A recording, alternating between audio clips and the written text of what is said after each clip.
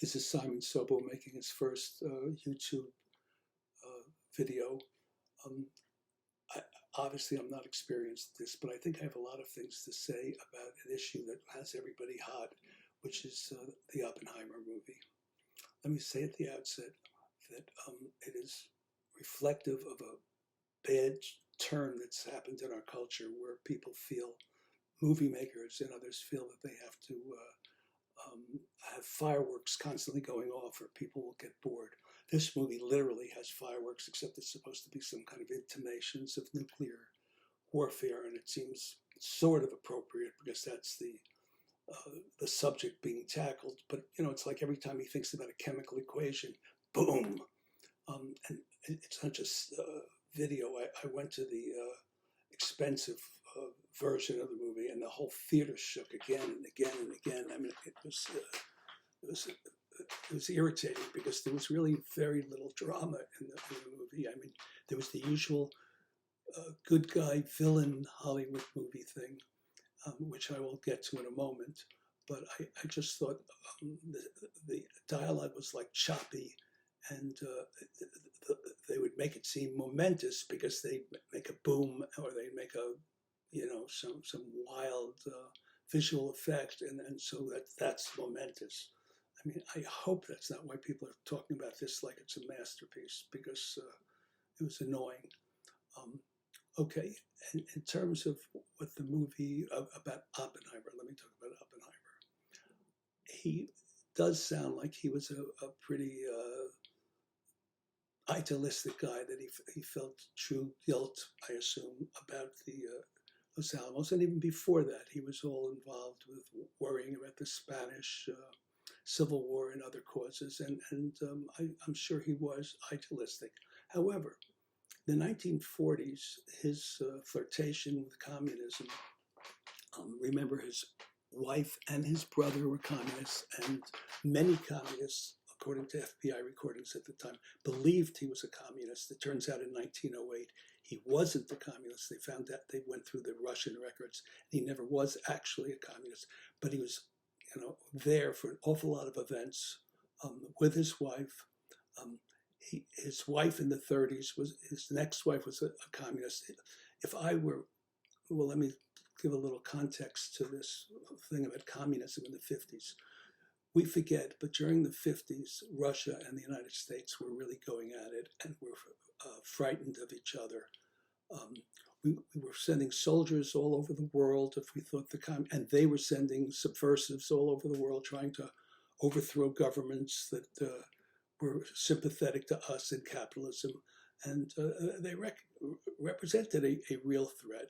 And people in government took it very seriously. And yes, they went after communists. And there were many communists in the government, as it turns out, because it was a perfectly respectable way to think about things for a while in the 30s. And there were people who kept their loyalty right into the 50s. So yes, if you feel like there's a serious war going on with Russia all over the world, there was also people who felt that their point of view was crucial. As an example, I mean, we have this Strauss thing in the movie, who was the real evil guy who just was insulted by something he said or did.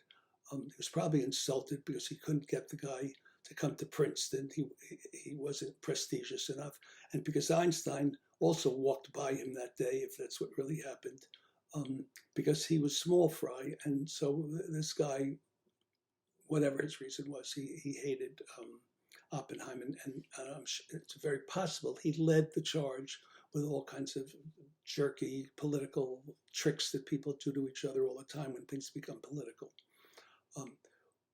Was he political? This is a guy who was greatly admired, listened to, who was basically advocating world peace, international understanding, all the platitudes of the left.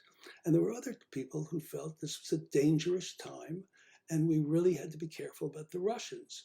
The Air Force was really annoyed. They felt the only way to keep peace, believe it or not, the only way to keep peace was for for us to spend this money to keep increasing our nuclear threat to the Russians. And this was no joke to them. They really did not trust the Russians, did not necessarily think anything would be solved in some kind of international mumbo jumbo treaty that the left is always full of. And saw this guy who was going around everywhere talking about, the danger of nuclear weapons and how we must find a way. I mean, I believe in all those things, but I also think it's perfectly legitimate to, at that time in the 50s, to fear the Russians and to fear somebody on the other side of the political spectrum. So this guy was not just a sweet, wonderful scientist. He was a strong politico, and the people on the other side in this political warfare took him on and played dirty tricks. I assume they were dirty tricks. I'm not a scholar on what actually went on in those hearings, but they were private. They did officially announce to the world that he was a loyal American citizen, but that he could not have security clearance. If things were as dangerous as they seemed in the 50s, how could you possibly give this guy a security clearance? He got it in the 40s because Russia was our ally. We weren't that worried about communism and Russians, and we wanted the best scientists. And as they pointed out in the movie, some of them were communists.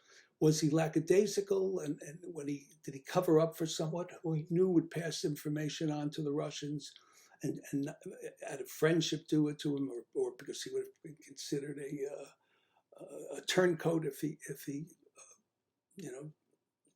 did things against whoever that friend was that he was protecting? Very possibly.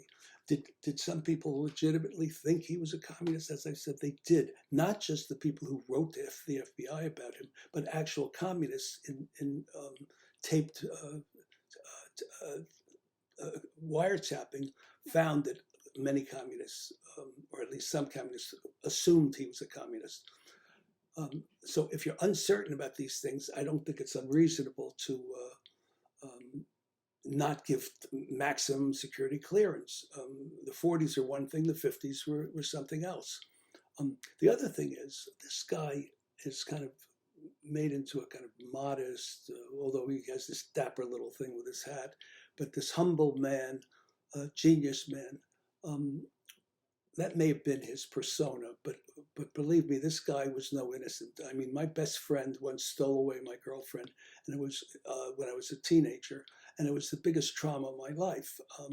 This guy was a partner with Linus Pauling, and they were working together on something, and he went away for whatever it was, a weekend. He went away for a trip to Mexico with Pauling's wife.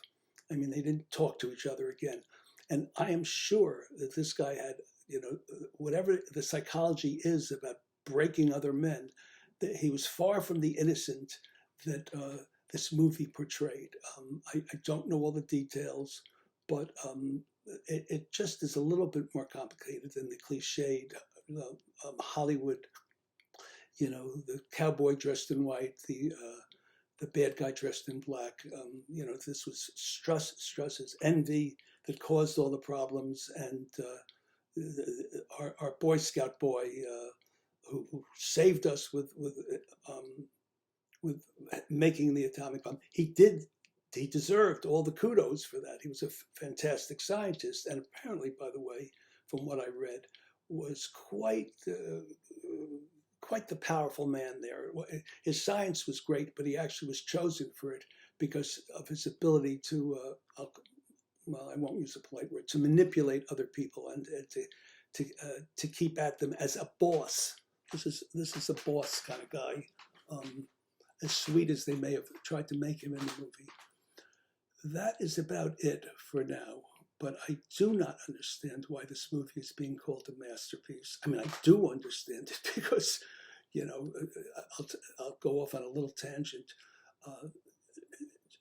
When the communists were very much in fashion among intellectuals and journalists, etc., there was a New York Times reporter who wrote a series of reports from Russia about how wonderful Stalin was. And for that, he won the Pulitzer Prize and was, but he wrote about it at the time that millions of people were dying in Russia from the crazy communal taking over farms with city people's ideas about how to raise crops and how people should, out of their love for each other, do things for the community. 4 million people died of starvation.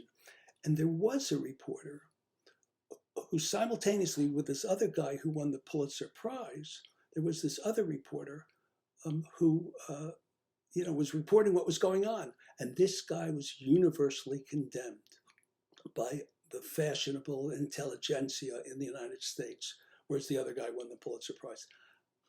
My only point is when you get to politics, things get very crazy, and he was very much involved in politics. If he had simply done this great work on the atomic bomb and then went off to a happy academic life, nobody would come after him for his communism.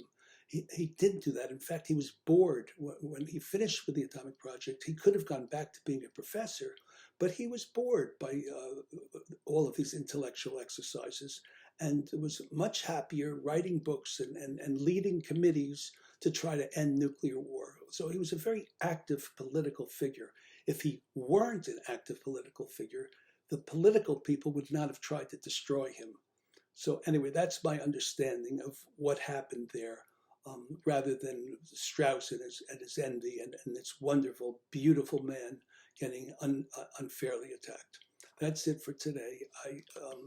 I actually will post, go to my books and post the names of some of the people I mentioned here, such as that journalist, and that'll be on a second very short video.